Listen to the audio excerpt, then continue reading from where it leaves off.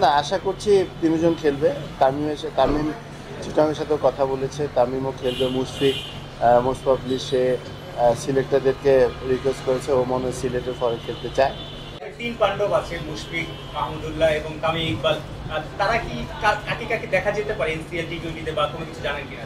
না, আশা করছি তিনজন খেলবে। তামিম চিটাগংয়ের সাথেও কথা বলেছে, তামিমও খেলবে। মুশফিক মোস্ট প্রবাবলি সে সিলেক্টরদেরকে রিকোয়েস্ট করেছে, ও মনে হয় সিলেটের ফরে খেলতে চায়।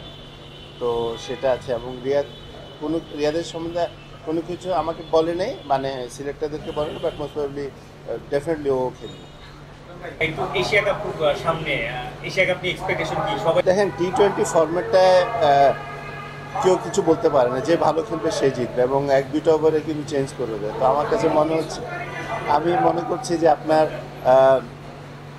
খুব ভালো একটা সম্ভাবনা আছে, যেহেতু আমরা শ্রীলঙ্কার সাথে সিরিজ জিতেছি, পাকিস্তানের মতো দলকে আমরা হারিয়েছি। যদি আমরা প্রপার ক্রিকেট খেলি, আমরা যে নর্মাল যে প্লেয়াররা যে ধরনের ক্রিকেট খেলে সেটা যদি খেলে, তাহলে ইনশাল্লাহ আমরা ভালো খেলব। চ্যাম্পিয়ন হওয়াটা মানে জি, স্বপ্ন নাকি আপনার টি20 না না 100%। আপনি যেখানে ফাইনাল যদি খেলতে পারেন, তাহলে চ্যাম্পিয়ন কেন হতে পারবেন না? বিশ্বাসটা আছে? 100% আছে। আমার টি20-তে মনে করেন ওভার কনফিডেন্ট, যদি আপনার প্রপার ক্রিকেট আমরা যদি খেলি।